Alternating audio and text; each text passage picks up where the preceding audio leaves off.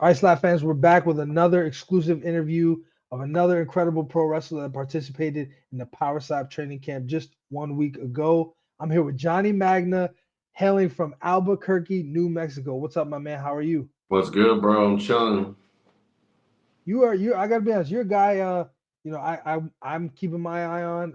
I saw some numbers up there that you put up at the Power Slap training camp. I'll Yeah. talk more specifically about those here in a little while, but let's talk a little bit about first your professional wrestling background. How long have you been in the business? So I've been in ring for about a year now, and I trained for 7 months before that, before they even let me have my first match and shit. So yeah, I've been in there. I just hit my year mark last month. What made you want to become a pro wrestler? I've been a fan of pro wrestling since I was a kid, bro.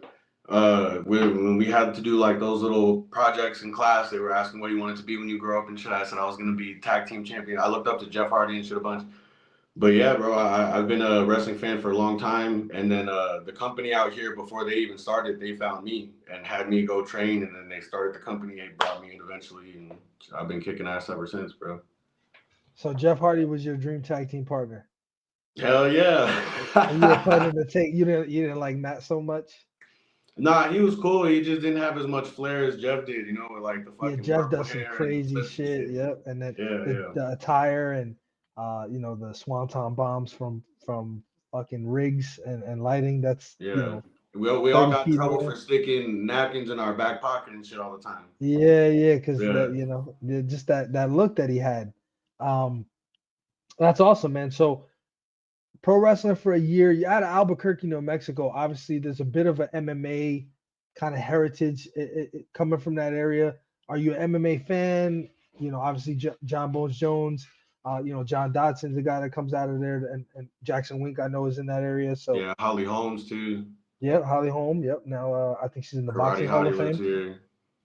Yep, Michelle Watterson. There you go. So you sound. I mean, you're well versed. So I'm assuming you're an MMA fan. Yeah, yeah. I remember the first MMA fight I ever watched was it was Anderson Silva kicking somebody in the face. And back then that wasn't like you didn't see that a lot. So I remember being a kid and seeing that, and then I've been watching ever since. Anderson Silva kind of drew me in there. But yeah, I watched for a long time, especially when Albuquerque was booming there for a little bit. Have you ever ran into any of these big names out there? Me personally, no. I'm not really the type of dude to be popping up like at clubs or anything or events like that. I'm more focused on task at goal. Yeah, for sure. So correct me if I'm wrong. Is it Duke City River Wrestling? Duke City Championship Wrestling, There you NWA go. New Mexico. Okay, and so that's the promotion that you've been wrestling for the last year or so. Yeah, yeah. I go around to like Pueblo, Colorado, and I used to go up to Amarillo a bunch and stuff like that. There's a promotion out there in Denver that they do at the Roxy called Primos and stuff like that. But yeah, I've been around a little bit. Definitely brought my name up and stuff. But that's the biggest company I work for right now is NWA New Mexico. Yeah. I saw it was a couple of days ago. You and Chelsea Dotson. I know she did a little bit of work for them. Did you guys know each other before all of this with Power Slap? No, no, not at all. Actually, so I've been watching Power Slap since the very beginning. Dude. Like you guys started the company around the same time our wrestling company started in New Mexico. But then also I had a kid too. So while my chick was like pregnant and we just had that time where we were kind of just like packed in the house, taking care of everything or whatever. We watched Power Slap from the very beginning, and so I had seen all that before I had met her at the wrestling or anything like that. And then eventually, whenever Sim Bodie put out that ad asking people, and then I locked in and stuff like that, Robert Trujillo, who's also from Albuquerque, he was like, "Hey, bro, I can get you in touch with Chelsea and John and see if they can help hook you up and help train and stuff like that." I was like, "Fuck yeah, bro!" So that's kind of where we linked up this last show and we talked about it. And I'm gonna try and hopefully get some training there. Wow, so Robert Trujillo out here, helping some connections. That's awesome. He's the Um, fucking man, dude. yeah, he's short, but he's not coming up short. That's awesome. Nah, fuck. Um, so Chelsea, interesting, way that she got into all this. Obviously, John Dotson, the legend, the magician. Um, she's the cookie baker at home, and had this kind of monster inside her, decided she wanted to try her hand in this, gets her first match against Paige Van Zant, fights to a draw, and then she comes back. She competes on a pre-recording. Unfortunately, it doesn't go her way, but then she's doing the wrestling, which was something new for her. Like all of that is so crazy, and now it's even smaller of a world where you and her are in the same place, and now you have interest in doing this. Obviously, like you said, for the past year, you've kind of been inundated with pro wrestling. Before that, you were training for it. But why was it when you got the ad from Sin Bodhi about Power Slap? What made you say like, yeah, I'll do that. I'll stand there and let somebody hit me as hard as they possibly can, and risk it all, so to speak. So I'm not gonna lie, bro. I've like I said, I've only been wrestling for a year, and then I was training for 7 months before that. My entire life before that was some real shit like that. Like I played rugby, wrestling, football, basketball, you name it, I did it, And so the biggest one there was football. I got a football scholarship to New Mexico Highlands, went up there, ended up not liking that team, played for their rugby team, and then I ended up having a 12-year rugby career after that with the Albuquerque, or not the whole 12 years with the Albuquerque Aardvarks, but that's where I finished off my career. And so, after 12 years, bro, you're lining up against 300-pound fucking Samoans that are trying to take your head off and shit. And ask anybody back home on my team. I was the hardest hitter on the team, Like, I didn't fuck around with that type of stuff. And so, plus, I've been getting into fights all this time for fucking free, bro. I've been putting people out. I've been putting people out over here for free. Albuquerque, New Mexico is a wild place. And so if there was a talent, I never thought I'd say this in a million years. If there was a talent of knocking people out, I know for a fact I got it. And if I can take a hit, I know for a fact I can take a hit. So why the fuck wouldn't I do it? You know what I'm saying? Like, I can have a good future in something like this. I love it. I love it. This is the perfect segue and the moment for me to drop this. You ran into Johnny Walker at the UFC PI. Incidentally, I think he had a therapy session. He's kind of, I saw him walking in. He's kind of reading the room. What's going on here? His trainer was one of the people that was, facilitating the combine for you guys. The guy that was taking care of the power cube. You hit it, and I'm 99.9% sure you still are the highest score of that group. Goddamn right, yeah. You're very high up there when all time. I think all time for Power Slap is something like between 85 and 90,000, if I'm not mistaken. I'll say slap fighting because I know the Neanderthal had something crazy. Brian Ellis, I think, was in the high 80s. If I'm wrong on that, the people in the comments will get me. But you struck at 72,000. Yeah. Johnny Walker went up there. I'm not trying to knock the guy. I love him as a UFC fighter. I think he's a great guy, but he was only able to hit 59,000. And he's a, top 10 light heavyweight, been in the game a long time, has quite a bit of knockouts, trains with John Kavanagh out of SBG in Ireland. How did that feel? I'm sure you put that together. It felt fucking good. I'm not gonna lie. I had to humble myself for a second, but I talked to him for a little bit afterwards, and he was telling me that was the first time. This shit is so technical. I had no clue how much goes into one slap. It's crazy. But yeah, he said it was the first time he had tried something like that, just planting his feet there, trying to keep everything together, and then slap like that. So I mean, not to credit the guy. We all know he could put somebody out in a fucking heartbeat if he really wanted to, And I'm sure if I crossed over into MMA, I wouldn't do that fucking great either. This is a whole different game, but whatever. But I think I'm just, I'm lucky enough that like I said, I've been watching since the beginning. I've been an athlete all my life. I was practicing for weeks before I went to that training combine anyways. And so, I think maybe it's fair to say I just had a little bit of an advantage on him on that, but it did feel fucking good. I'm not gonna lie. And you also met Dana White, which I think, it seemed to me meant quite a bit to you. Talk to me a little bit about what that moment was like. Yeah, that you was fucked cool, up man. your John Jones thing, though. You tried it. It didn't work out. Yeah, I know. That was the first thing that came into my head, too. I was like, I'm gonna fuck with him. But yeah, no, that was cool. It almost seemed like he was just as excited to meet us as we were him. fucking, I'm pretty sure at the end of the combine there, whenever they were talking to us and we were talking to Frank and stuff, like I heard him getting those phone calls like, oh, all right, I'll keep him here. How long do you think you're gonna be and all that shit? So I kind of had a feeling, and then when he showed up, bro, I was like starstruck, dude. In wrestling, we call that a mark, dude. I was marking the fuck out. Uh, nah, he's cool. He's really cool though. And he was definitely happy to see us. So fucking, that's good that he's not just like I don't know. He just seems genuine, you know. Like he seems like a real fucking dude. Yeah, you guys had a really interesting moment with that. You know, you had said I think you started a video and you were like, "Hey, it's Johnny Magna. I'm here with Dana White to say that John Jones is the best pound for pound fighter in the world." And I think he said something to the effect of, "Well, he was. Now it's Islam Makhachev. I fucked you up. Nah, I got it wrong. I got Yeah, it wrong." yeah. You know, you got it just right. That's exactly what Okay, okay. happened. Yeah, yeah. So, you know, and he kind of grabbed your like the back of your head. Like I was like, man, like he really is treating these guys like he knows them, and that makes you really comfortable. You know, Haley J asked for him to do the Stone Cold middle fingers. I He seen did that. it. You know, I think Juicy asked him to do the tongue and thing, like, and he just didn't care. He was cool with it all, and it was just like you said. I mean, to give you that feeling like he's just as happy to see me as I am to see him is pretty crazy. For a Yeah. guy like at that status. But you know, enough of us fanboying about Dana. You know, we love Dana here at Slap News. He's always been great to us. So Yeah, definitely he's shout cool. out to Dana White, the great Dana White. Um, so you're competing at heavyweight. How much do you weigh?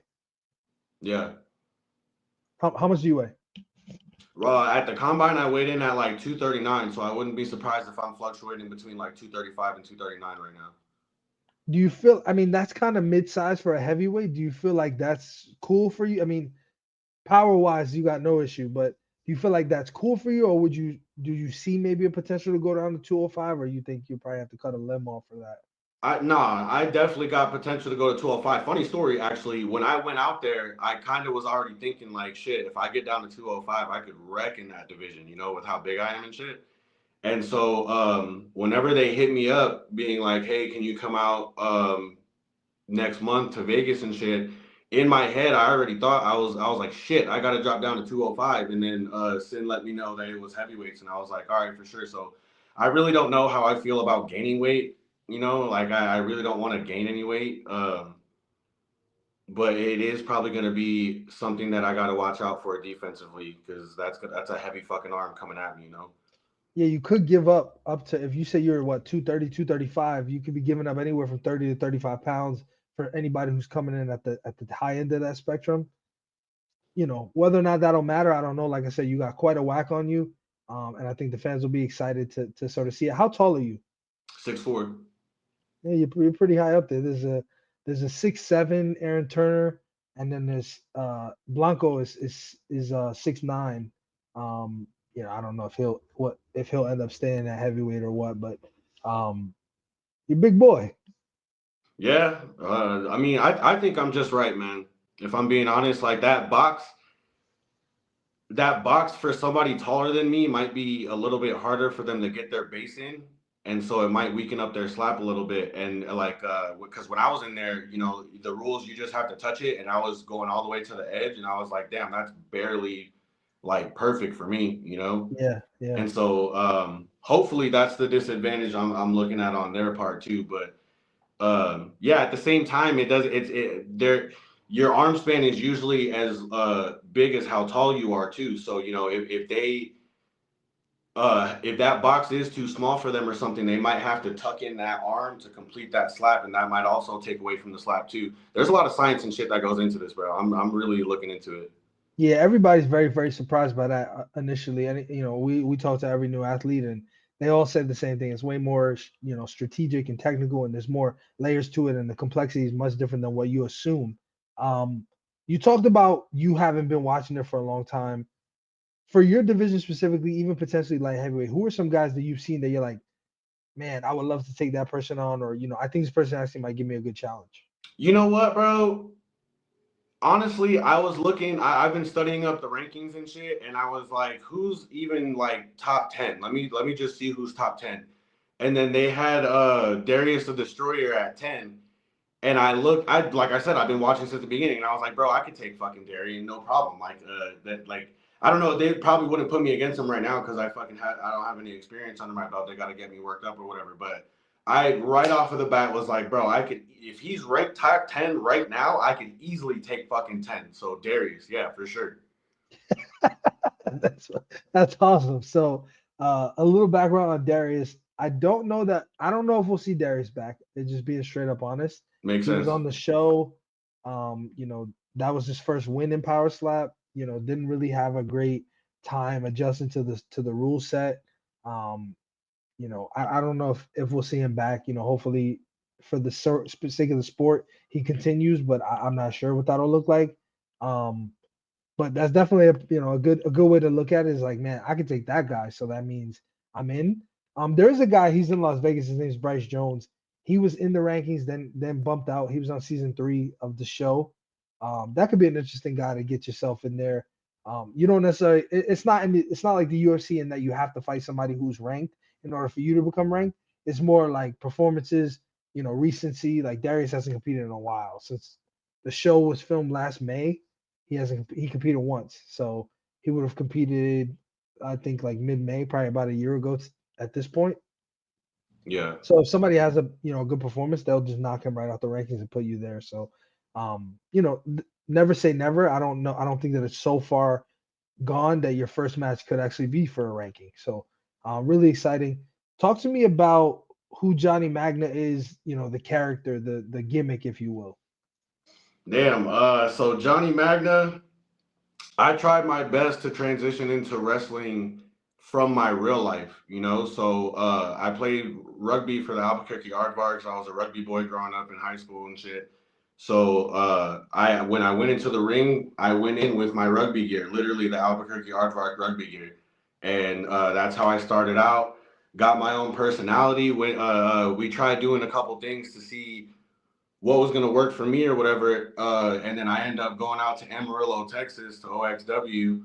Um, that was the first time I ever did heel work, which means like being a bad guy, And they were like, you can say whatever you want. I was like, yo, I can say whatever I want. They're like, bro, it's a 18 and up show. You sure I can say Yeah, whatever I I'll want? ask them like 20 times. I'm like, you're telling me I can say whatever I want. And they were like, yeah.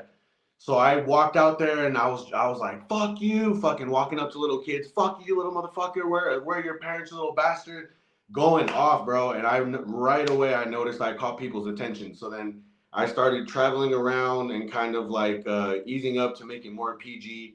But at the end of the day, that's who Johnny Magna is just like a guy that can really get the fans riled up and make whoever is the good guy around look better. Like that's my job right now. Yeah, so Power Slap obviously isn't exactly like that when it comes to heels and faces. There have been though. There's a guy I'm sure you heard of, Austin Turpin. That's my dog, bro. I Yeah. love that motherfucker. I love that so motherfucker, so bro. Turpin is not a professional wrestler. He's not a boxer. Like he just gets it. I Yeah. remember. I'll tell you a quick story. We were filming at the Dragon's Lair, which is Flex Lewis's gym in Vegas. Flex Lewis, a very accomplished bodybuilder, and it was me, Corey, who's my partner, Jeeves, who's another member of Slap News, Nate Bernard, Azael, who's fighting for the championship here at the end of next month, Blackbird's gonna and win that, by the way. uh, and then Turpin. And we're trying to figure out what do we do for content, whatever. Nate's putting up weight because he's a big guy, filming that. Azael's doing something similar, messing around with the weights, whatever. And Turpin, I think I told Turpin like, run on the treadmill and say that you're running somewhere, like, because he was talking a lot of shit to Ron at the time, and he gets on the treadmill and he's like, all right, yeah, I can make this work, whatever. So we start filming, and he's like, he starts jogging, and I think if I remember correctly, Corey goes, Terps, where you headed? And he goes, I'm headed to Cousin Kissing County. I heard Rhonda's there. Like, Rhonda, get your bitch ass up. Like, just saying weird shit. Quit kissing your fucking cousin. But like, it just was like instant. We were like, I gave him very, very basic direction. Like, you're running somewhere related to Ron. And he just Cousin Kissing County, Rhonda, like all of that is just I mean, you tell me. That's pro wrestling. It's figuring out funny shit to say, weird shit to say to catch on, right? Like if you look at obviously the big leagues when it comes to like the WWE, right? The way that these guys come out and Seth Rollins has everybody doing his song with him, and Cody Rhodes with the when he's whoa, Roman with the once to the sky and whatever. All of that is all Yeah. branding and marketing. And Turpin really got it when he's doing the Humpty Hump after he knocks people out. And Yep. like it's just so different, man. And he's not a pro wrestler. So where I'm going with that is, do you feel like you would be sort of comfortable bringing some element of that heel character? Like you sleep this person, you go up there in your first fight, you fucking flatline this person, and instead of being embracing to the crowd, you're like, man, fuck all of you. Do you see a world where that's possible, where you would do that, kind of be the heel and power slap? So to be honest with you, I have thought about that. I'm not gonna lie. There were definitely a lot of thoughts going in my head, being like, oh well, this is what I do for a fucking living, and I should probably use that and all this and that. But then I noticed like I'm watching all these power slaps, and it almost seems like everybody's going in there with that mentality of like, oh, I got to do some crazy shit when the camera's on me and this and that. And Nobody does anything too crazy though for the like. no, no, I, no, Ty Emery jumped on the table, and Mark Smith told you guys don't do that because yeah, he'll dumbass. clothesline you. But other than that, like there hasn't really been anything too wild. Like everybody does, like the chief will do he'll do the spear. You have I mean I don't know that there's that many crazy celebrations. Most of it is when you get hit, what you do. Like he talked about the hitting him over the head with the baton. Sheena, with the blowing the kiss. Jackie's, getting hit and then saying "not today, bitch," and like those are the kind of the moments or the yells, right? Somebody yells after they get hit, whatever. You don't really have the. I mean, the one thing I can remember about your boy Austin Turpin. Have you met him? Do you know him? Do you talk to him ever? I've never met him. No, I've Yeah, never met so him. maybe the time's coming. When he missed weight, I don't know if it was the second time or the first time.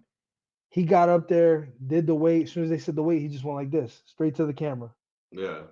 And everybody's like, whoa, like, hold up, you just missed weight. Like you saying fuck you to but it just builds that, man. And love him, hate him, doesn't matter. When Austin Turpin returns, it's gonna be something special, man. He's got it. So there definitely will be like that type of there definitely will be that type of atmosphere, but I don't think it's going to be coming from a wrestling background. To be honest with you, bro, um, I've been really digging deep and thinking about how I'm gonna manage to go up there and do this, because this is a mental fucking battle more than anything too. Um, I really have to sit there and tell myself I'm not gonna get knocked the fuck out and shit. So I don't think I'm gonna be doing a lot of playing to the crowd or anything like that. But like legitimately, if I'm up there and I'm fucking like amped up and I see somebody booing me or talking shit, for sure I'm gonna fucking go after them. But it's this character shit. I don't think that's something to bring into Power Slap. To be honest with you, like I'm a fucking I'm I would hate to be like using my wrestling background to prove to people why I'm built for this shit because it's not exactly the same. Like I was a dog fucking before the wrestling shit. You're in wrestling, your job is to keep your opponent safe and fucking get hurt as least as possible. And most of the times it's freak accidents that fucking get people hurt. And that's fine. But I mean, to some people that may be tough, but like that fucking feeling of fucking somebody up and like it's you or them and you gotta go in for it and like I've been rocked and shit like that's all rugby I'm fucking pulling that from. And it's a lot more intense than what a character would be in my opinion. You know what I'm saying? Like that's really what I meant by fucking like I see people celebrating and doing all this crazy. They seem like they're walking in and they're talking shit already, and they're trying to get the fans on their side. They're trying to go after the camera. I'm gonna suck you motherfuckers in with how serious I am, bro. I'm dead ass fucking serious. I'm gonna knock somebody the fuck out. But then I also do want to talk to those fucking haters afterwards too that were saying like doubting me and shit like that. Fucking saying that I wasn't gonna last in here and shit. I do want to talk to those motherfuckers too. So no, this is really gonna be me. You're about to really see me. Yeah, so the post fight interview seems like a good time to cut a promo to all those haters. Oh I yeah. think you know, but it's like you said, those moments are very interesting. The one that comes to mind is Anthony DeFrank at Power Slap 12. He gets hit by Riley Montoya. These guys are at lightweight 155, and he gets hit, and then he starts calling him a pussy. He's like, pussy, pussy. They say foul, flinching. He goes back up there and just gets fucking slept clean on the second strike after he's calling his opponent a pussy. Like, he had to pay for it, man. He ate it. Like, you were calling your opponent a pussy. The foul came a little late. It was delayed. You found out it was a flinch. You go back up there after eating a strike. On the second strike this guy hits you with in the same round, he knocks you clean out. Like, you gotta live with that shit. So I hear what you're saying. Like, you gotta pay the piper on this one. And it is interesting seeing the dynamics of how different people behave and what they go up there doing and looking like. Austin Turpin is a master, though, at getting under his opponent's skin, no matter who it is. He starts Yeah. with the nicknames, the name calling. Everything he says about them is terrible. He'll go start talking about whatever. He's calling AJ the dead battery. Ron, Vern, he was calling him Virginia, the old geezer at the fucking bingo hall. He was calling him the old geezer at the bingo hall, telling him he's got to go fucking pick up my bingo, ticket. Yeah. Ron, he's calling him Rhonda, saying kisses his cousin, and just he really, really fucking pisses people off. So I think that element of it is when you're building the match, when you're trying to get people's attention on why they should watch. I think that's where the skill set of pro wrestling, the on the mic comes in. Yeah. But you bring up a really interesting perspective, being that you've dabbled in it, but like you said, it sounds like you had a really successful rugby career, which is again one, not to say wrestling's fake because it's not, it's No. scripted, but you No. take real bumps. You know, it having a successful rugby career, that's another sport that's real. And so I think, man, personally, I'll speak for myself, and I think a lot of the viewers are going to be really excited to see what you do in this sport. I got to be honest. Shit, bro, you have no clue. You have no clue. I practice every day at home and shit, and I feel like, I talked to Blackburn and Robert and fucking all those guys and like Brandon too. Fucking ask them for advice, and I feel like my swing's getting better every day. My feet are more planted every day, and like I'm almost kind of like shocked myself. Like I really can't believe they're gonna have me go fucking fly out and knock this motherfucker out, and then like yay me, and then everybody's gonna be like, that was dope. Yo, usually when I knock somebody the fuck out, we're all worried and we're like, fuck, what happens now? And fucking like, what do we do? And all this type of shit. But I'm like, bro, this is fucking. I can't believe it. I can't believe you guys let me fucking do this for real. Like, That's amazing. Um, where if people don't follow you on social, where can they follow you at now? you can follow me now at the Johnny Magna on Facebook and Instagram and YouTube. But you could also follow NWA New Mexico Duke City Championship Wrestling on YouTube if you want to see the matches and stuff. We got a whole good crew out there. Plus, you can see Chelsea Dotson on there too. We've had John Dotson on there and present a belt before.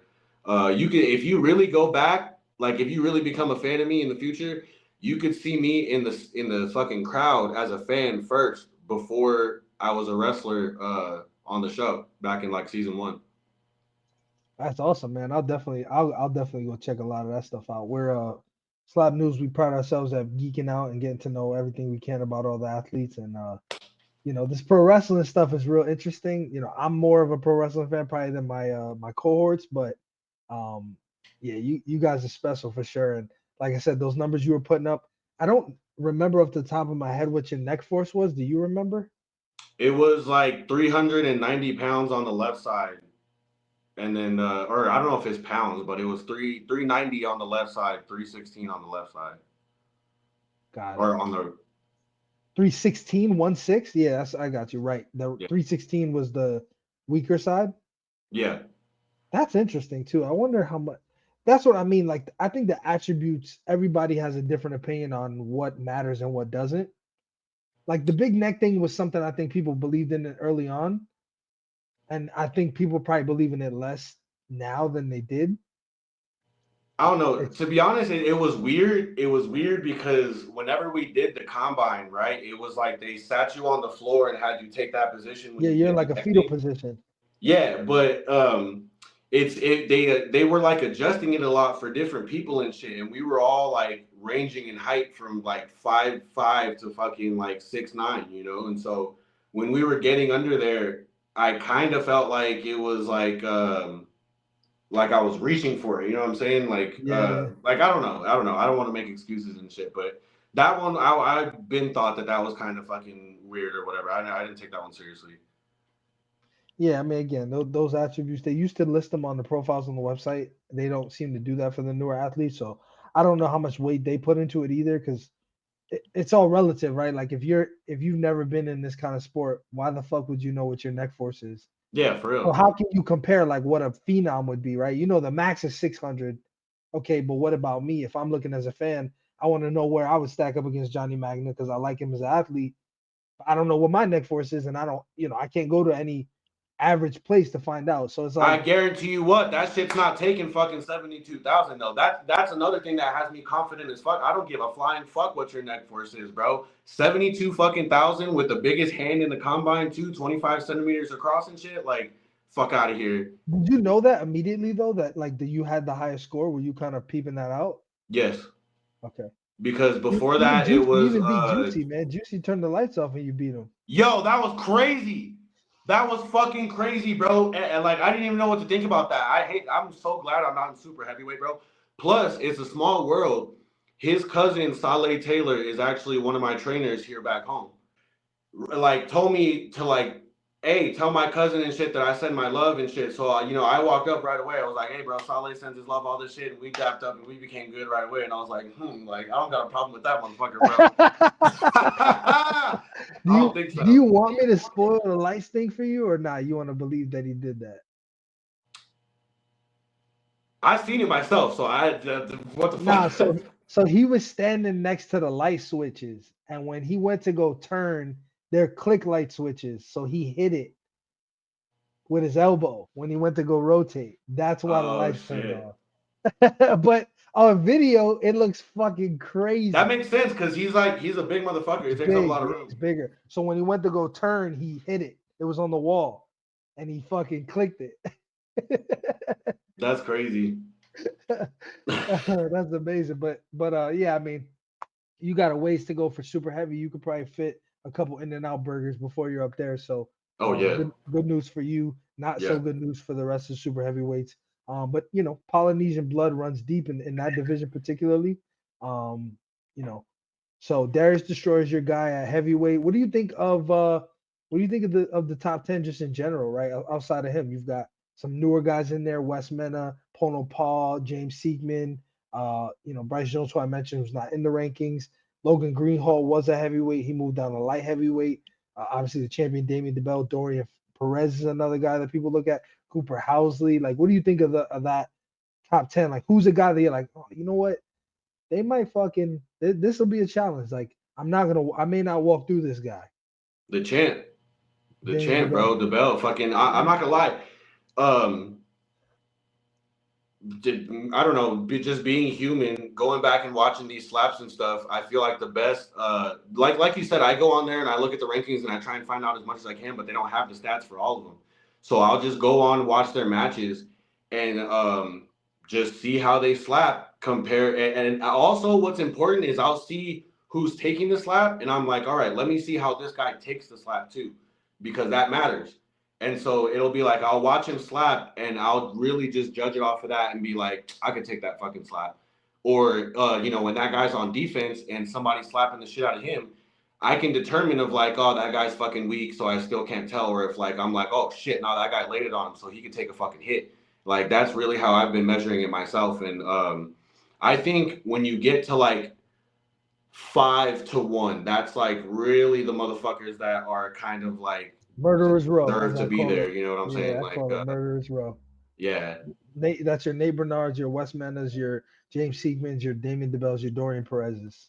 yeah, And Dorian's a guy. I mean, when you talk about having chin and a whack on them, to this point, Dorian and Damian are kind of in a world of their own when it comes to just having both, right? Dorian's got some knockouts on his record, incredible chin, never been cracked, so to speak. Damian DeBell, also another guy, You know, I'll never forget. He's competing against Ryan Phillips. Phillips looks good. You know, Bell's doing what Bell does, but it's like he just chipped away. And I think it was on the fourth one, he just fucking put him straight out. But before that, there was no indication that he was hurt or anything. And then the next one, he just cleans his clock. Like it's so special when you see that there's guys like that. And it's not like Damien DeBell is like a scary, imposing looking guy. I think he's maybe 6'1", 6'2", doesn't have like massive arms or anything like that. He's a longer guy, pause. But but he doesn't give you that like, damn, this dude's fucking strong kind of like vibe. When he gets up there though, man, he pulls something out from somewhere, and it's special. It's special. So I'm excited to see you join this crop of heavyweights. Heavyweight is more exciting than it's ever been, particularly with the guys coming off of season 3. Aaron Turner just joining. You being 6'4", you're kind of in the middle, right? There's guys that are in the 6'1s. Then you got a guy who's 6'7". If Bruno competes at heavyweight, he's 6'9". Like I think we're starting to get up and up and up and up in that height threshold. But really excited to see your prospects, man. I love to hear about your history and how rugby all plays into this. Your confidence is clear. And it was great to meet you, man. Really appreciate the time. And you have a home here at Slap News anytime, my man. Thank you, bro. I appreciate you. Thank you for having me on the show. My pleasure, brother. We'll talk soon. For sure. All right, bro. Cheers. Later.